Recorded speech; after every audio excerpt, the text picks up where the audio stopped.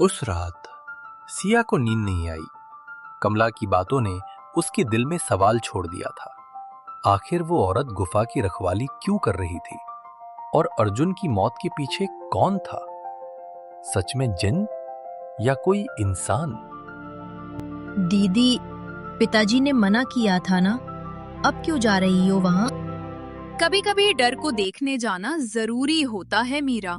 मैं जानना चाहती हूँ उस गुफा में आखिर है क्या। वहीं पेड़ के पास रुक गई और सिया अकेली आगे बढ़ गई।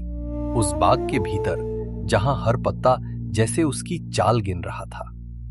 गुफा के भीतर अंधेरा था, लेकिन दीवारों पर कुछ उकेरा हुआ दिखा। अजीब से निशान, जैसे किसी पुराने जादू के। अचानक हवा तेज चली और एक गूंजती आवाज आई, मुझे आजाद करो। कौन है वहां? डरो मत लड़की, मैं तुम्हारा दुश्मन नहीं हूं। मैं यहां सालों से कैद हूं।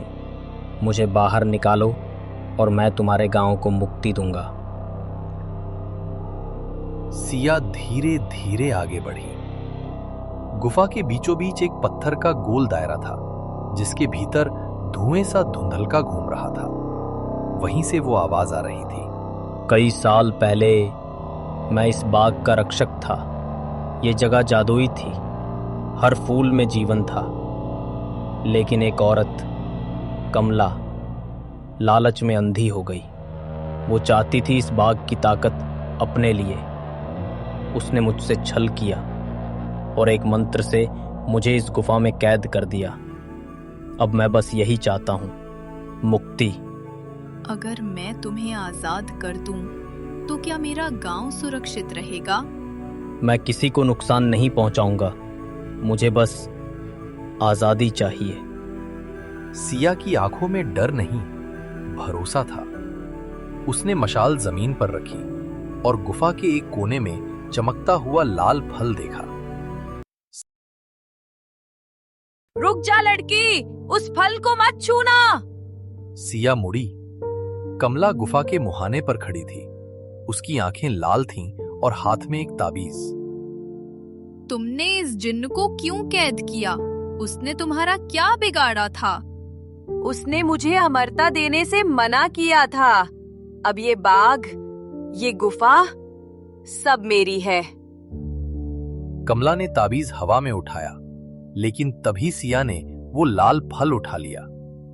जैसे ही फल जमीन पर गिरा, एक तेज रोशनी फैली। नहीं! अगले ही पल कमला राख में बदल गई।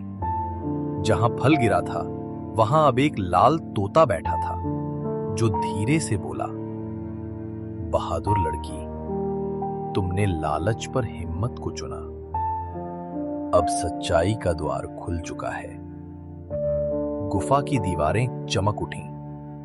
धुएं के बीच से जफर का आकार उभरा, एक उजली रोशनी में नहाया हुआ चेहरा। धन्यवाद सिया, तुम्हारी वजह से मैं आजाद हुआ हूं। तुम्हारे गांव को अब कोई बुरा साया नहीं छू सकेगा। अगली सुबह गांव में बरसों बाद सूरज की किरणें फैली।